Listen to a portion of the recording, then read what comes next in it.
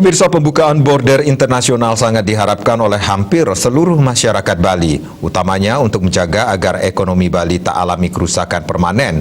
Tetapi langkah ini sangat beresiko karena masuknya wisatawan mancanegara yang sangat mungkin membawa COVID-19 dengan varian-varian barunya.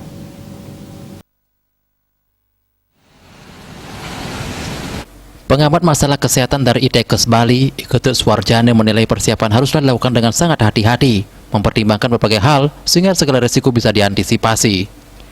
Bali Open Border perlu dicermati dengan hati-hati dan harus diambil keputusan yang telah mempertimbangkan tidak hanya aspek ekonominya, tetapi juga aspek kesehatan, terutama epidemiological analysis.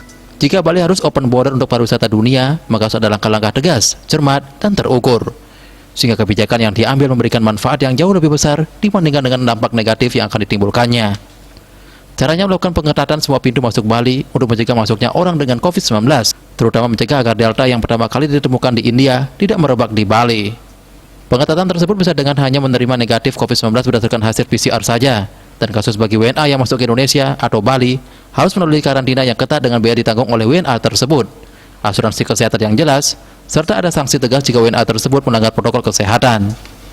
Selanjutnya, gencarkan terus program vaksinasi COVID-19 untuk lebih cepat memunculkan herd immunity. Jika memungkinkan, lakukan pendekatan strategis ke pemerintah pusat untuk pengadaan vaksin COVID-19 yang efektivitasnya jauh lebih tinggi seperti Pfizer dan Moderna. Langkah pengetatan dan gencar vaksinasi sudah dilakukan. Pemerintah juga melibatkan pihak kepolisian melakukan hal tersebut. Sueci Bali Post melaporkan.